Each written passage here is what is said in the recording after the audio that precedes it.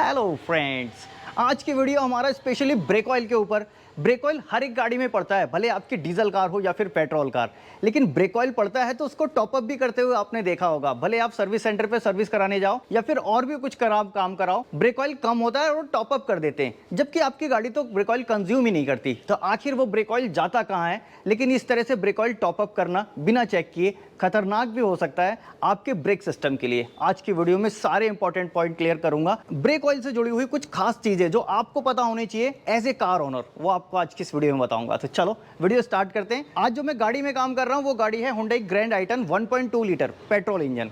अभी देखो जी, इसमें ब्रेक ऑयल कंटेनर यहाँ पे होता है। हर एक गाड़ी में आपको ब्रेक ऑयल कंटेनर वहीं मिलेगा, उसकी लोकेशन ही यही होगी क्योंकि ब्रेक पैडल यहीं होता है। अब इसके कम होने की कहानी पहले देख लेते हैं कि आखिर ये ब्रेक ऑयल कम क्यों होता है और टॉपअप कैसे किया जाता है। थोड़ा नज़दीक चलो फिर दिखाता हूँ। पहले तो ये देख लो, आपका जो ब्रेक ऑयल का कंटेनर है इसके ऊपर पूरा मार्क किया हुआ होता है। इसमें .3 डालना है या .4 डालना है, दोनों को मिक्स नहीं करना है। अगर .3 डाल रहा है तो .3 ही डालो, .4 डाल रहा है तो .4 ही डालो। यहाँ पे दो निशान बने होते हैं, आप देख रहे हो, मैक्सिमम का निशान बना हुआ है, इससे ऊपर नहीं होना चाहिए। एक मिनिमम का निशान होता है, उससे नीचे नहीं होना चाहिए। अब देखो, मैक्सिमम पे जब ये भरा गया होगा तो इतना होगा, लेकिन अभी ये इतना हो गया।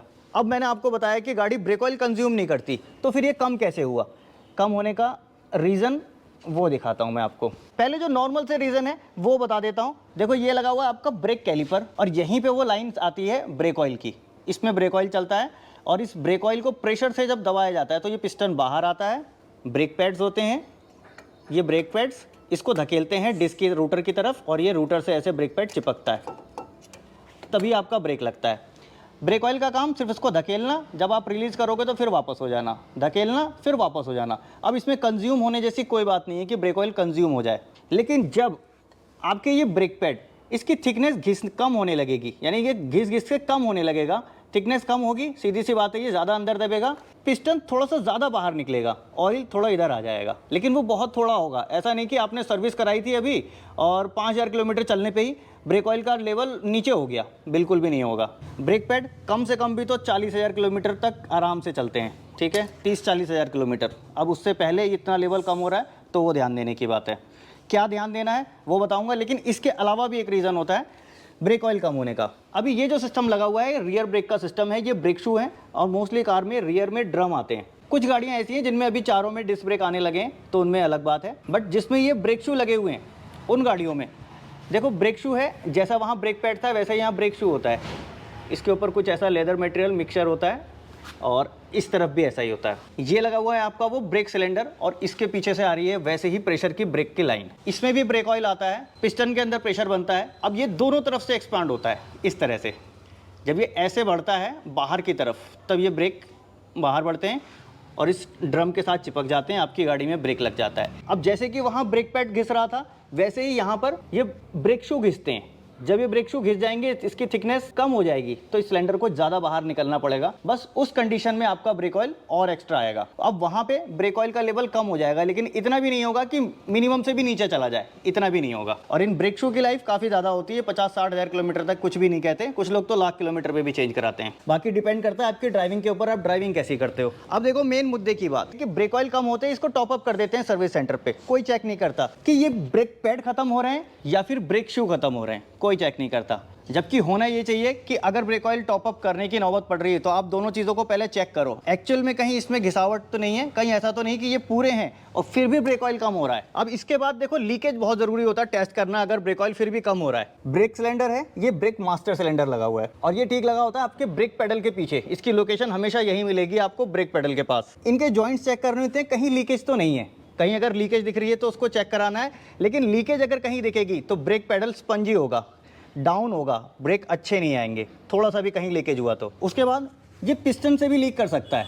अगर यहाँ पे कहीं लीक कर रहा है थोड़ा बहुत, तो वो भी चेक कराने की ज़रूरत है कि कहीं यहाँ से तो लीक नहीं कर रहा है। फिर इसके बाद रियर ब्रेक में ये जो ब्रेक सिलेंडर है, कई बार ये ब्रेक सिलेंडर भी लीक कर जाता है, तो यहाँ भी चेक किया जाएगा कि कहीं यहाँ पे ब्रेक ऑयल लीक तो नहीं हो रहा है। अब देखो, लीकेज भी चेक कर लिया, ब्रेक शू चेक कर लिया, ब्रेक पैड चेक कर लिया, कहीं लीकेज नहीं है, कुछ भी नहीं है, ब्रेक पैड भी उतने नहीं घिस रहे हैं और ब्रेक शू भी इतना नहीं घिस रहा है। उसके बाद भी आपका ब्रेक ऑयल कम हो रहा है, लेवल कम हो रहा है। अब क्या हो सकता है पॉसिबल रीज़न? देखो, ये आपका पीछे लगा हुआ है ब्रेक बूस्टर, ये पीछे लगा हुआ है ब्रेक बूस्टर। इसके अंदर एयर का वैक्यूम चलता है, लेकिन कई बार ये मास्टर सिलेंडर ऐसा ख़राब होता है कि अंदर इसके ब्रेक ऑयल यहाँ से जाने लगता है। अब क्योंकि ये पूरा सील्ड है तो आपको कहीं भी लीकेज नहीं दिखेगी जब तक कि वो पूरा भर ना जाए। ब्रेक ऑयल इसके अंदर से वहां जाता रहेगा, जमा होता रहेगा और इसके अंदर पूरा रबर का गैस्केट होता है जो वैक्यूम से ऑपरेट होता है। अब वो गैस्केट जब खराब हो जाएगा तब आपको ब्रेक ऑयल गिरता हुआ दिखेगा। मतलब ब्रेक ऑयल कम हो रहा था, पहले ध्यान नहीं दिया और डालते रहे, टॉपअप करते रहे, जब उसने ब्रेक बूस्टर को भी खराब कर दिया तब कहीं जाके पता चलता है कि हाँ, ब्रेक ऑयल का ये रीजन है कम होने का। अब देखो, ब्रेक ऑयल कम होना और लीकेज का सब पता चल गया। अब एक इंपॉर्टेंट चीज और समझ लीजिए, ब्रेक ऑयल को चेंज करने की जरूरत होती है, रिप्लेस करने की जरूरत होती है। और कुछ लोग इसको बिल्कुल भी रिप्लेस नहीं करते, कहते साहब टॉपअप करते रहो, चलता रहता है। लेकिन ऐसा बिल्कुल भी नहीं है। आप टॉपअप करते रहते हो, ये ब्रेक ऑयल टॉपअप होकर बराबर हो गया और जैसे ही आपने ब्रेक पैड नया लगाया, पिस्टन पीछे गया, यहां से ब्रेक ऑयल पूरा बाहर आने लगता है और नीचे की तरफ गिरने लगता है, क्योंकि वो ब्रेक ऑयल कोरोसिव होता है, आपकी बॉडी को भी खराब करता है। तो जब कभी ब्रेक पैड चेंज करने हो या ब्रेक शू चेंज करना हो, ब्रेक ऑयल को यहां से पहले कम किया जाएगा और तब जाके ब्रेक पैड चेंज होंगे। अब इसके बाद देखो, ब्रेक ऑयल को भी जरूरत पड़ती है चेंज करने की। अभी देखो, ब्रेक ऑयल का एक नेचर होता है, ब्रेक ऑयल मॉइस्चर को बहुत जल्दी ऑब्जॉर्व करता है और जैसे जैसे ब्रेक ऑयल के अंदर मॉइस्चर एब्जॉर्ब होता रहेगा वो आपके लिए और खतरा बनता रहेगा। जब ब्रेक ऑयल की लाइन में ऑयल के साथ मॉइस्चर है, ब्रेक गर्म होता है, जितनी बार आप ब्रेक अप्लाई करते हो और हद से ज़्यादा गर्म होता है। अब वो इतना जब टेम्परेचर गर्म हो जाएगा तो जितना भी मॉइस्चर था वो हवा में बदल जाएगा, स्टीम में बदल जाएगा और ब्रेक की इस लाइन में एयर ट्रैप हो जाएगी। जैसे ही आप पेडल दबाओगे, फुल पेडल नीचे, पता नहीं चलेगा, आपको लगेगा ब्रेक फेल हो गया और जैसे ही गाड़ी ठंडी होगी दोबारा से वो फिर से ब्रेक सही से काम करने लगेगा। तो ये कभी कभी ऐसा होगा जब कभी गाड़ी गर्म होगी। तो इसके लिए हमको ब्रेक ऑयल को फ्लश भी करना चाहिए। फ्लश कैसे किया जाता है मैंने पूरा डिटेल में एक वीडियो में दिखा रखा है, आप चाहोगे तो वो वीडियो जाके देख लेना। पूरा ब्रेक सिस्टम को फ्लश करना और दोबारा से नया ब्रेक ऑयल डालना ताकि आपका ब्रेक बिल्कुल हेल्दी रहे।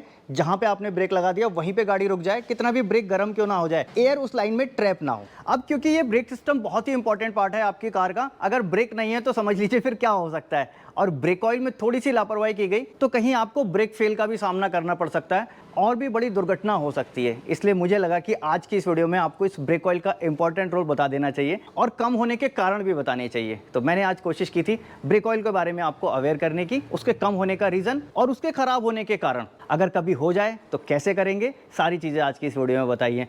वीडियो अगर अच्छी लगी होगी तो प्लीज़ ज़रूर लाइक कर देना। मन में कोई सवाल या फिर कोई सुझाव हो तो नीचे कमेंट बॉक्स में लिख सकते हैं या फिर अगर चाहें तो इंस्टाग्राम पे भी मुझे फॉलो कर सकते हैं। मिलूंगा नेक्स्ट वीडियो में ऐसे किसी इंटरेस्टिंग टॉपिक के साथ। Thanks for watching.